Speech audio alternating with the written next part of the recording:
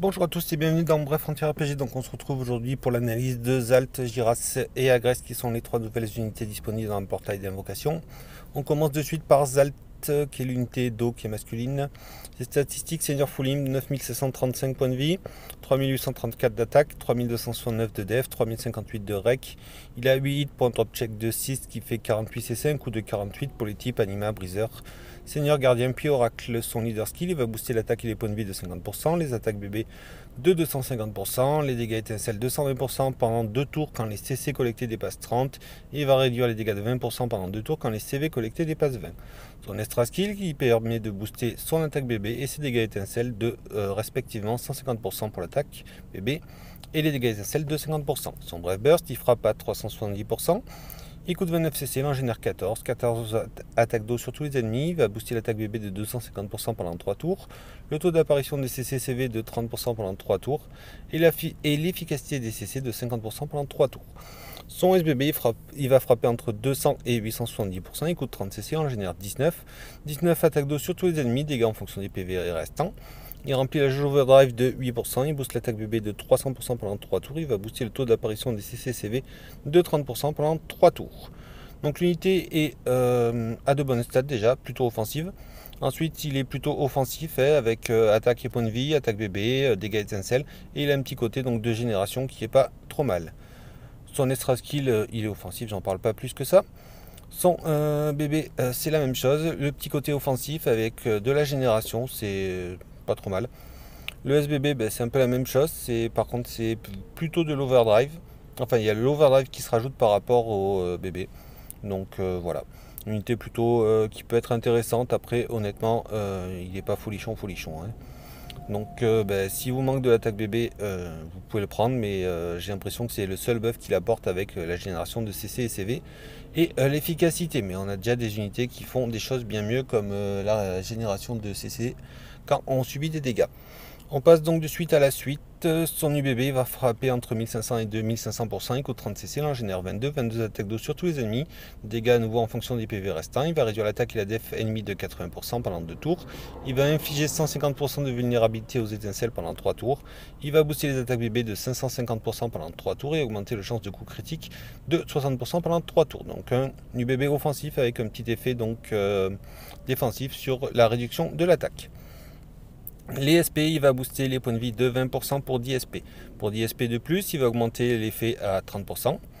Et pour 20 SP de plus, il va augmenter l'effet de 20%. Donc ça sera 50% de points de vie en plus pour un total de 40 SP. Pour 20 SP, il va aussi pouvoir booster les dégâts étincelles. Pour 20 autres SP, il va pouvoir booster les attaques bébés de 50%. Pour 10 SP, il va pouvoir annuler les réductions d'attaque d'EFREC. Pour 30 SP, il va augmenter le boost d'attaque bébé de 100%, ce qui fera 350 pour le bébé, 400 le SBB et 650 pour l'UBB.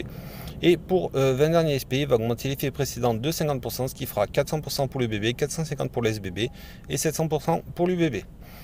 Ce qui, du coup, pour l'unité, les SP qui seraient intéressantes, du coup, c'est prendre pour 50 SP les augmentations d'attaque bébé.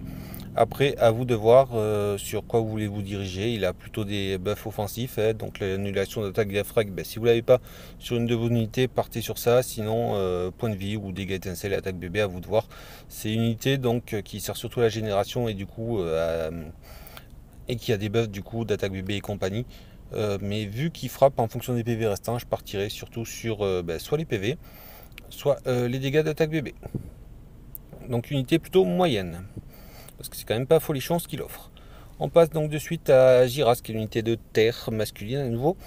Ses statistiques: Seigneur Full Imp, 9645 points de vie, 3814 d'attaque, 3412 de def, 2938 de rec, 10 hits pour un drop check de 5, ce qui fait 50 CC, un coup de 48, les types Anima, Briseur, Gardien, Seigneur, puis Oracle. Son leader skill, il va booster de 100% l'attaque des unités de terre, il va booster l'attaque et les points de vie de 50%, il va réduire de 15% les dégâts eau et foudre, et il va augmenter la jauge bébé de 7 CC après 30 000 de dégâts.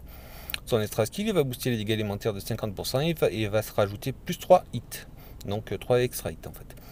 Son bref burst, donc il frappe à 370%, il coûte 28 CC, il en génère 16 attaques d'eau sur tous les ennemis, 20% de chance de réduire l'attaque ennemie de 20% pour un tour, ajouté donc aux attaques alliées pendant 3 tours. J'espère que c'est clair. Il va réduire les dégâts eau et foudre de 10% pendant 2 tours. Il va augmenter l'attaque et la def de 100% pour les unités de terre pendant 3 tours. Son SBB, donc qui frappe entre 580 et 660%. Il coûte 28 CC, il va en générer 12 et 10.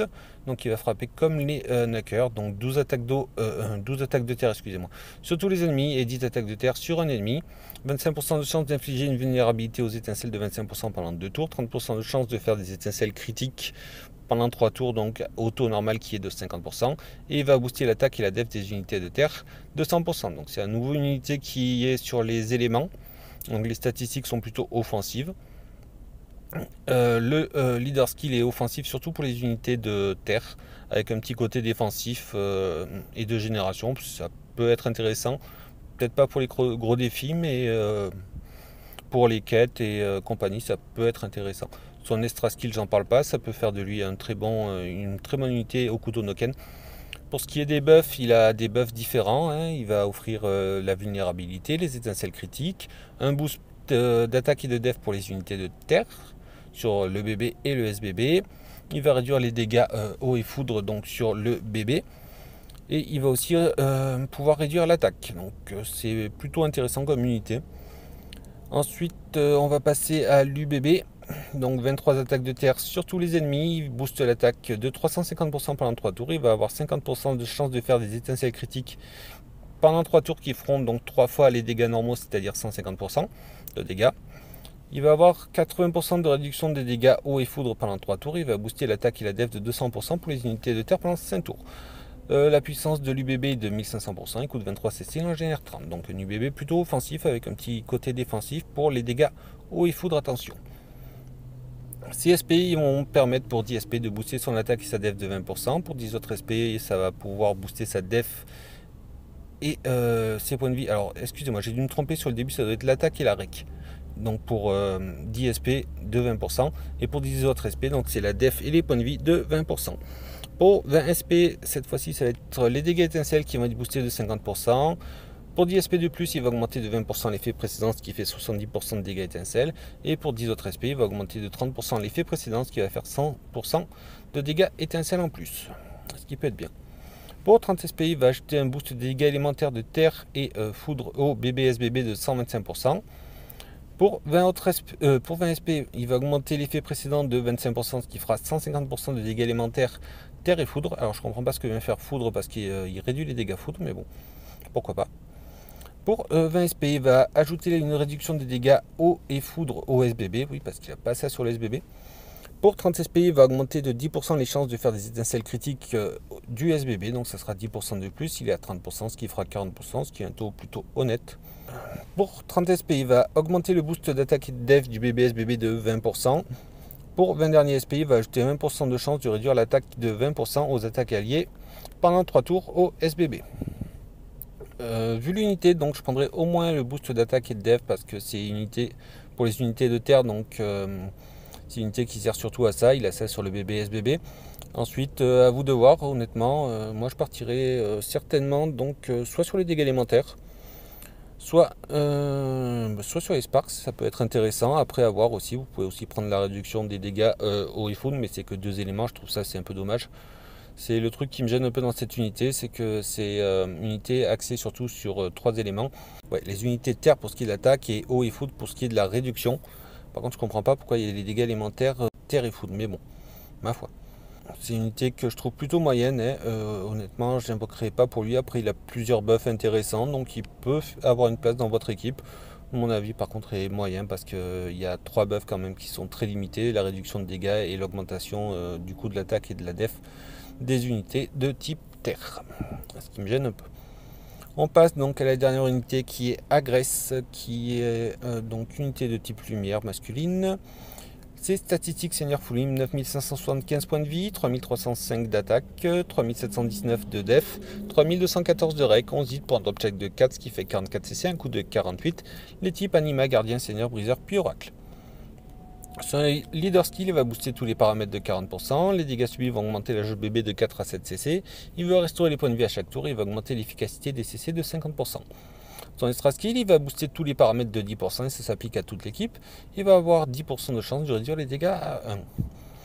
Son bref burst, donc il frappe à 370%, il coûte 28 cc, il en génère 16 attaques de lumière sur tous les ennemis, il va booster la défense 260% pour 3 tours, il va soigner les alliés pendant 3 tours, il va booster la jauge bébé de 7 cc pendant 3 tours, il va avoir 20% de chance de soigner 20 à 25% des points de vie lors de dégâts subis pendant 3 tours. Son SBB il frappe à 580%, il coûte 30 cc, il en génère 20 attaques de lumière sur tous les alliés, il va booster la jauge bébé de 8 cc, l'attaque en fonction de la def à hauteur de 70% pendant 3 tours, et les dégâts subis vont booster la jauge bébé de 4 à 7 cc pendant 3 tours, et il aura aussi un boost de la jauge bébé de 7 cc pendant 3 tours. Donc son leader skill est plutôt intéressant, une unité qui peut être utile en défense, même s'il n'y a pas trop de réduction, mais ça peut être utile. Son extra skill est bien, bon après c'est propre à l'unité, les 10% sont toujours agréables à prendre. Son bref burst, donc du coup il est bien, il frappe, il met de la def, il soigne, il met de la génération de bébé, de CC, excusez-moi. Ensuite son SBB est plutôt intéressant aussi, de la génération de CC, de la conversion du coup. Et ben c'est tout, la génération, l'ordre de dégâts subis. Donc une unité qui va surtout servir à générer des CC, donc qui peut être utile en tant que support def et qui va aussi frapper. Ça peut être intéressant sur une unité, mais après je trouve pas ça folichon. Je pense qu'il y a des heals et des mitigeurs ou même des supports def qui font très bien le taf à sa place. Son UBB, donc il frappe à 1500%, il coûte 30 cc, il en génère 25 attaques de lumière sur tous les ennemis, il va booster la jauge bébé de 50 cc, il booste l'attaque en fonction de la def à hauteur de 250% pendant 3 tours, il réduit les dégâts de 75% pendant 3 tours, il augmente énormément la jauge bébé pendant 3 tours, et ça doit être de 50 cc, ça sera marqué à droite de toute façon. Un UBB donc qui est à la fois offensif avec l'énorme conversion, il frappe aussi, et le petit côté défensif avec de la génération, donc c'est plutôt intéressant à prendre. Après on a des UBB qui je pense peuvent soigner et tout, à voir. C'est SP, pour 10 SP il va booster l'attaque et la règle de 20%, pour 10 autres SP il va booster les points de vie et la def de 20%, pour 10 autres SP il va booster l'attaque en fonction des points de vie restants à hauteur de 50% à PV max. Pour 10 autres SP, il va booster la def en fonction des PV perdus à hauteur de 50% à 0 PV. Donc ça me rappelle Nador qui faisait en fait un effet comme ça. Quand on était full life, ben, on avait plus d'attaque, et quand la vie baissait, ben, on avait plus de def. Ce qui peut être intéressant en arène ou en colisée. Ça va bientôt arriver, je pense d'ailleurs. Pour 10 autres SP, il va booster l'efficacité des CC de 15%. Pour 20 SP, il va annuler les altérations d'état. Pour 10 SP, il va activer les effets de fin du tour en début du tour. Donc ça, c'est surtout pour le colisée. Pour 10 autres SP, il va augmenter le boost de tous les paramètres du leader skill. J'ai pas la référence, ça sera marqué à droite, mais ça doit être à 50%. Pour 50 SP, il va ajouter à son bébé un boost de la jauge bébé lors de dégâts subis. Donc de 4 à 7 cc, et ça doit être pendant 3 tours. Et pour 30 SP, il va ajouter une suppression des altérations d'état à son bébé SBB. Alors l'unité n'est pas vraiment un heal, donc je ne prendrai pas déjà le dernier effet. Après, à vous de voir si vous l'orientez sur l'arène. Ça peut être intéressant, donc du coup le boost d'attaque et le boost de la def en fonction des points de vie restants et des points de vie perdus. Avec l'activation des effets en fin de tour, en début de tour, ça peut être bien. Après, j'ai pas trop testé ça. Moi, je prendrais au moins l'augmentation du boost de tous les paramètres du leader skill, boost de la jauge bébé lors de dégâts subis. Après, c'est pas une unité que j'invoquerai, honnêtement. Je pense qu'il y a des unités qui peuvent faire le taf. Après, ça peut être un bon remplisseur, donc à vous de voir.